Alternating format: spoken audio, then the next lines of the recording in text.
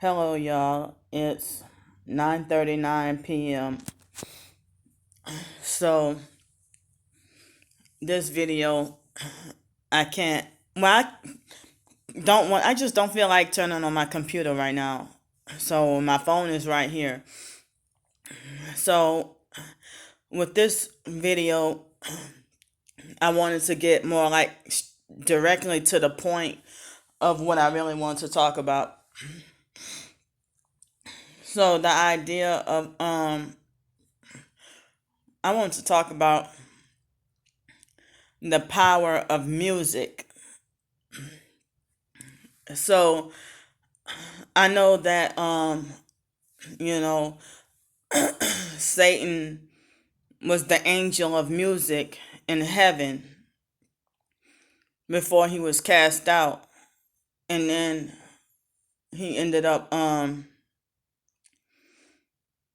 y'all know how the story goes. But he was cast out of heaven for rebelling against God, him and his angels.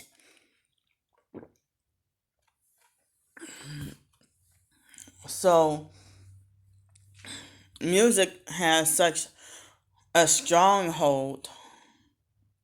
It's very powerful. um Music is very powerful, and it makes you feel certain kinds of emotions, and certain songs you listen to remind you of certain things in your life, or a certain song is out and popular during a certain type of event in your life that means a certain thing to you. So if y'all remember, any of you truthers remember hearing about John Todd exposing the music industry and saying that before a song becomes a hit, before the song is mastered, there's a demon conjured up and a witchcraft spell to be put on every copy of that song. And a lot of music is used in other, advertisements and TV, anything can induce, the power of suggestion and hypnosis and stuff like that. And I've heard people say that drums and music puts people in an altered state of conscience. So that's why a lot of the times you're addicted and hooked on a certain beat or a certain melody of music and certain songs. And certain songs you can't even get out of your head. And certain songs remind you of certain things that's unrelated to the song. If you wonder why a song about if there's a song about finding a new girlfriend, a song about finding a new girlfriend, and then having a puppy, as an addition to the household, and there's a music video about that and stuff like that, and you wonder why you will have unwanted and intrusive. I don't know about other people, but I heard in their subconscious, you wonder why would you be having, like, every time you hear or even think about the song, or if the song just running through your head and you feel a certain kind of sad feeling, and you will have like nagging, unwanted, and intrusive thoughts about murder or something like that, or death or something. And then you try to experiment on, I don't know if they still have that app called Audacity, and you put the song in reverse, and it might be a song and you play the song that's supposed to be a love song, in reverse, and then it would talk about 666 and death and going to hell and stuff like that. And you wonder, what the hell, no pun intended, but like, what the hell, like, why, is, just why is that, you know? So, a lot of us love and miss not just 90s music, but like almost everything about the 90s, even in your personal life. And I wrote a short story about that a few days ago. So, even you listen, and I didn't realize that even songs in the 80s glorified the devil. Like, I think he was part of the duo of Milli Vanilli. I think that was him. I don't remember his name offhand at the moment. But he said, "Sign your name across my heart." I can't sing, so but you remember that song? And I heard that he died, but I didn't realize. And I've been hearing since I was a little kid that Milli Vanilli, that they were devil worshippers. So now, years later, now I understand what they're saying. Because, I mean, when I was a little kid, I used to cry every time I heard the song Blame It on the Rain. And I never knew why. I used to always cry. So, you watch certain movies as a kid, like, you wonder, like, I used to be definitely afraid of Edward Scissorhands, um, Chucky, Freddy, and Jason. And Pet Cemetery. Those movies used to frighten the hell out of me. And also Killer Clowns and stuff like that. So if you're a kid and you're sensitive, they say that a lot of children are sensitive spiritually. And so, I mean, and then you get a certain age and people be like, oh, it's just fiction. It's just fake. This stuff ain't real. But it's truth in plain sight, though. So, I used to hate Freddy and Jason and Chucky and all those movies. But then you get a certain age and believe it's fiction. And then, if you get a certain age and believe it's fiction, then it doesn't scare you anymore. But, so it's like movies and stuff is the same thing, or even a story you're forced to read in your English class in a novel, and then have to write a composition essay on it.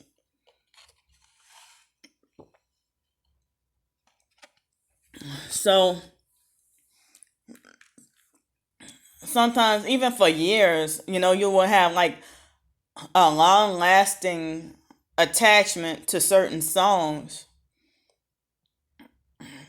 And you wonder why sometimes you'll think of, like, your thoughts about a certain song or images in your head or something will be nonsensical or make no sense and be completely unrelated to the song. And so even certain Christian songs that I listen to, I would end up having, like, unwanted thoughts sometimes. But I also daydream and have this, I've been daydreaming ever since I was a little kid. And a lot of times daydream along with certain music, certain songs, and that's another thing I guess will keep me hooked and addicted to certain songs. But it's like, I'm saddened by the fact that certain songs, especially 90s and early 2000s music, which was really good when we, according to the world or our fleshly taste, is like really good music, but it doesn't glorify God, or it's not pleasant to God. And Satan knows how to make everything look attractive. And I remember reading in Isaiah 53 in the Bible, and it mentioned about Jesus being, unattractive, very unattractive. But you always hear about, you know, people who are attractive and good looking, and they end up having, and they may be rich and successful and narcissistic or whatever, but then you wonder if they, kind of find out they have a lot of skeletons in their closet, or a lot of things to hide, or a lot of demons that they're fighting. But then that, person who's considered, ugly, unattractive, homeless, poor, and you might walk up to the man and have a conversation with him, and you will think that he has the richest spirit you can find, pretty much, and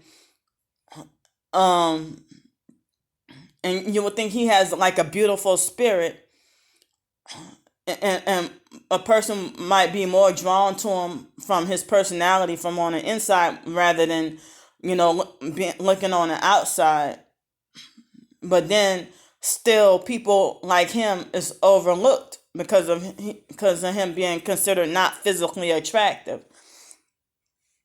But a man like that walking around, you never know, he might be an angel, being used by God, and help get souls saved or something like that.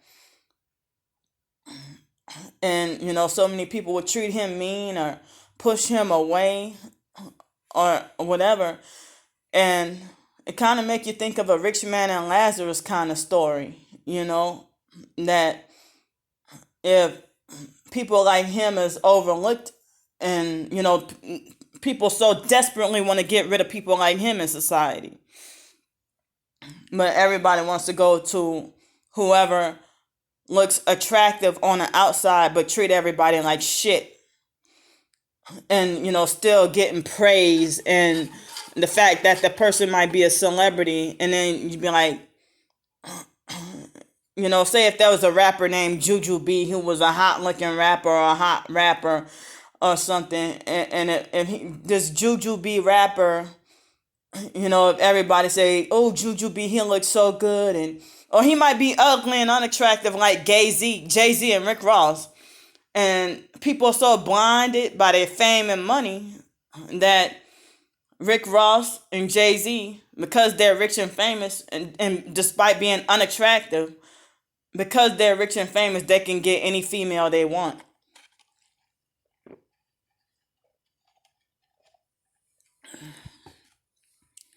But guess, you want to know something weird? I don't really I don't go and I'm not the type of person who go and make sexual advances at people. I never do that. Especially as an adult. But it's like, it's weird to see that, if we targeted individuals are unwanted in society. I've seen a lot of cute targeted individuals, or a lot of attractive looking targeted individuals. Some of them are homeless, some of them aren't. But I've also seen, certain people homeless on the streets. And it's weird to think that a person homeless on the streets and they're cute. And you wonder, well, you're cute. How and why are you homeless if you're cute? But so it's weird, if you're thinking from a vanity kind of standpoint. So back to the music thing. So certain music that you feel like you wish you could like it because it sounds good, like the instrumental part sounds good, or the person's voice might sound good, or they might look attractive, the artist might, singers or whatever, might look attractive, but then you wonder, and then they're living deliciously, but then at the same time you're wondering how and why are people in Hollywood, not just the musicians, but actors, actresses, writers, journalists, anybody out there, in the Hollywood industry throughout the world, in entertainment or any other professions, that require that a person make a lot of money. Say, for example, attractive lawyers and doctors. But you wonder, um, you hear, you watch a certain movie, or you mainly, hear music that you would think is your favorite song, but it's an underage person singing this song that has sexually suggestive lyrics, and then you're saddened because you like the instrumental, or you want to like the respect and like the artist, but you can't. You feel like you can't because it doesn't glorify God, and you can't because the trauma and the abuse and the rituals that they were forced to endure in order to make that music that sounds so great.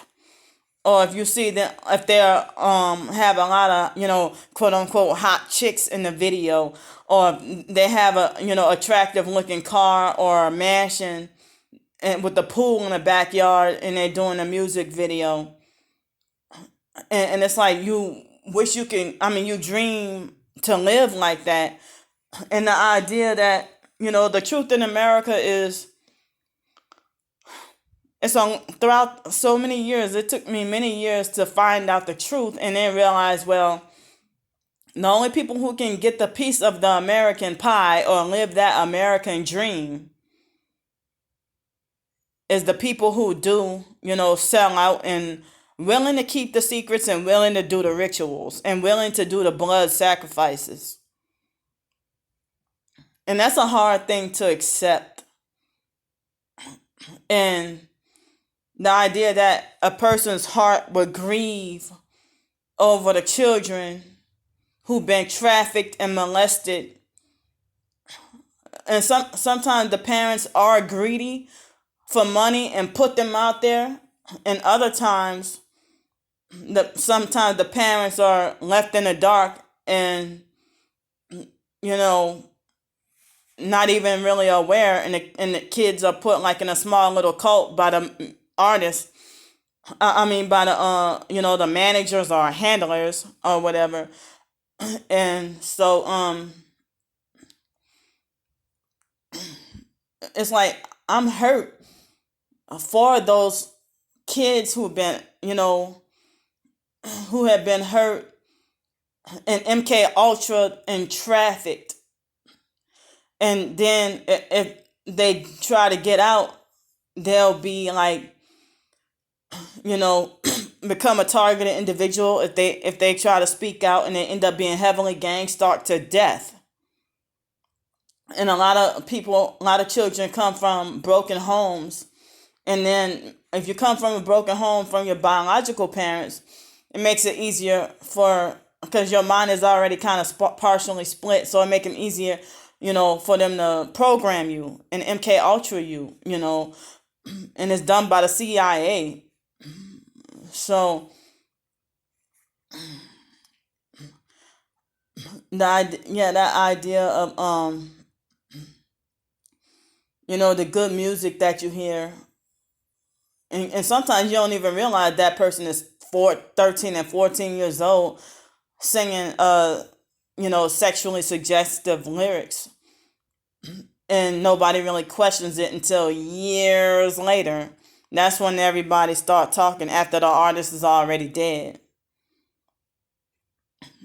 So, but then the artist is called, if it's a boy being molested, they'll call him a fag or a faggot. But if it's, a female being molested, they will call her an underage thought.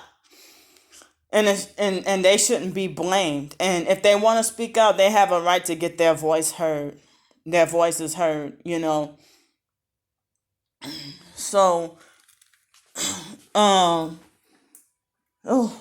I guess it took me sooner than I thought to, talk about that topic right there. But I wrote a short story yesterday and one today, and it's now at 9:59 p.m. I wrote one. And I admit, I started late, and plus I was not disciplined, and I allowed myself to be, distracted by different things.